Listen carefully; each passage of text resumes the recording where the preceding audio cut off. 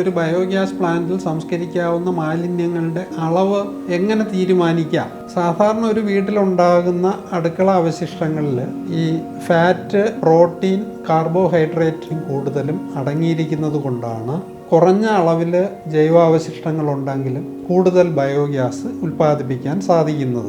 1 kilogram കാർബോഹൈഡ്രേറ്റിൽ നിന്നും 800 ലിറ്ററോളം biogas ഉൽപ്പാദിപ്പിക്കാൻ കഴിയുമെന്ന് മനസ്സിലാക്കാം. അതുപോലെ പ്രോട്ടീൻ ആണെങ്കിൽ 1200 ലിറ്റർ ഓളം ബയോഗ്യാസ് 1 കിലോഗ്രാം പ്രോട്ടീനിൽ നിന്ന് ഉൽപ്പാദിപ്പിക്കാൻ സാധിക്കും. അതേസമയം അത് ഫാറ്റ് അഥവാ കൊഴുപ്പാണെങ്കിൽ 1500 ലിറ്ററോളം ബയോഗ്യാസ് 1 കിലോഗ്രാം ഫാറ്റ് അടങ്ങിയ വേസ്റ്റിൽ നിന്ന് ഉൽപ്പാദിപ്പിക്കാൻ സാധിക്കും. ഭക്ഷണ അവശിഷ്ടം സംസ്കരിക്കുന്ന പ്ലാന്റുകളിൽ അതിൻ്റെ സംസ്കരണ ശേഷി മനസ്സിലാക്കി അതിനനുയോജ്യമായ അളവിലുള്ള ജൈവാവശിഷ്ടങ്ങൾ മാത്രമേ ഓരോ പ്ലാന്റിലും നിക്ഷേപിക്കാൻ പാടുള്ളൂ.